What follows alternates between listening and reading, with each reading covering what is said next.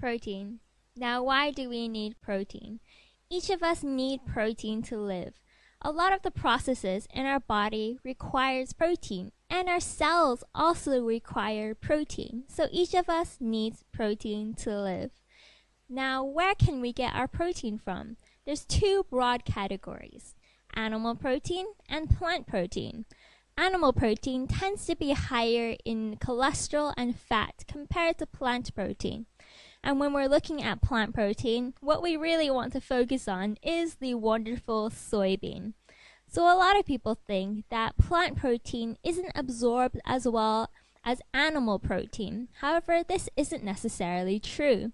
The Food and Agricultural Organization of the United Nations and the WHO have worked together to come up with the Protein Digestibility Corrected Amino Acid Score. Now, this scoring system looks at the amino acids in protein and how well it's absorbed by different parts of your digestive tract. So, according to this scoring system, soybean has a score of 1, the highest possible score. That's on par with animal protein. So this means that soy protein is absorbed by our body just as well as animal protein. So you don't need to worry. All right? Soy protein also has other health benefits as well. For example, the American Diabetes Association has recommended that the best protein for diabetic kidneys comes from plant sources, for example, soy protein. Now, diabetic patients have to be extra careful about taking care of their kidneys, and soy protein tends to put less stress on the kidneys compared to other proteins like animal protein. And in fact, this benefit doesn't just exist for diabetic patients. In fact, those without diabetes can also benefit from this effect. Now, everyone needs protein, but who needs protein more than normal? There's 3 broad categories: children, the elderly, and those who love to exercise. Children need a bit more protein than normal because they're still growing. Their body requires more resources to help build them a strong body. Now, the elderly need a bit more protein as well because as you get older, you lose muscle mass, you lose muscle strength, and this can contribute to a lot of falls that elderly tend to have.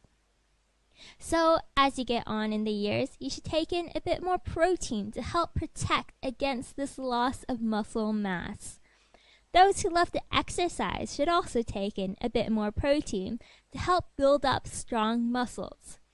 All right? So when you go into the supermarket, there's a lot of protein powders that you can get, but we'll just focus on the common ones. For example, casein protein, whey protein, and soy isolate protein. Casein protein comes from milk. Now, sometimes our body can find it a bit hard to digest, so it's not the best source of protein there is. Whey protein also comes from milk. Contrary to what a lot of people believe, milk isn't actually very good for us at all. Milk can increase the levels of oxidative stress in our body, and this can lead to other health conditions, for example, heart disease or other chronic diseases. So milk isn't actually very healthy for us at all. Soy isolate protein powders are exactly as the name suggests. They have taken the protein out of soy, isolated it, purified it, and made it into a protein powder for us to use.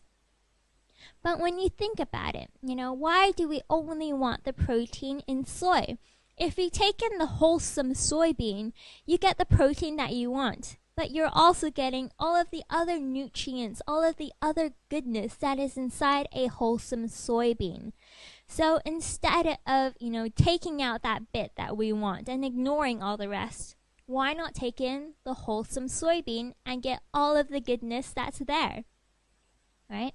In fact, research has shown that isolating a certain component in food is not always the best path to take. For example, the University of Illinois looked at purified soy isoflavones, and they found that if they purified it, it actually stimulated the cancer-promoting genes, whereas if you left it inside of the wholesome soybean, It works together with all of the goodness that is inside the soybean, and it can actually help prevent cancer.